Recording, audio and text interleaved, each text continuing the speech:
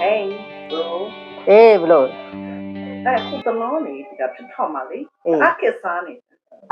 iPhone 16 Pro Max ဆိုလားမသိဘူးနာမည်ရသိနေမှာရှိPro Max လားဟုတ်တယ်ခုနောက်ဆုံးထွက်တဲ့16 Pro Max ဟုတ်တယ်ရှိတယ်လေဘာဖြစ်လို့လဲမယုံပါဘူးနဲ့အတူတူများဝယ်ထားတာမသိဘူး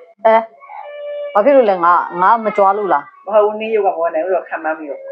ပြောတတ်လိုက်တာဒီမှာပြောငါပြပြမယ်ဒီမှာငါပြပြမယ်ငါသူများတွေလိုမျိုး iPhone တကာနဲ့ live ပေါ်မှာအဲ့လိုမျိုး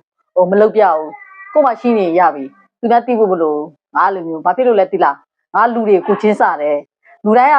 iPhone 16နဲ့ကင်ချင်ကြတယ်လေဒီတို့အဲ့လိုမျိုးသွားပြီးလုပ်ပြနေရင်မကင်နိုင်တဲ့သူတွေကြတော့အငဲ့တယ်လေ iPhone လေးကင်ချင်ကြတယ်ဒီမှာကြည့်တာဒီမှာ iPhone 16 Pro Max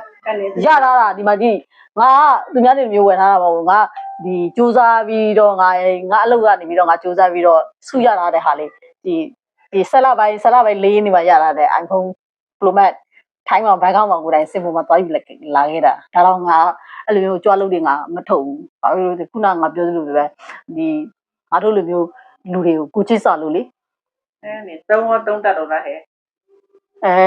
နေကလည်းဖုံးပဲမသုံးတတ်ဘူးဆိုတာပဲရှိမလဲကင်မရာလားကင်မရာတော့အရင်ကောင်းတယ်ရှယ်ပဲချစ်ဆိုပဲအရင်ကောင်းတယ်။ဘာကြည့်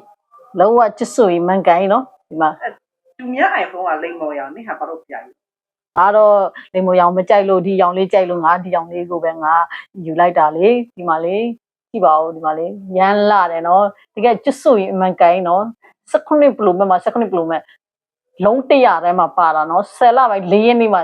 ယူခဲ့တဲ့ဖုန်းနော်ပေးမလားပေးစရာလားပေးလိုက်ပါမပေးနိုင်ပါဘူးကိုကျူးစား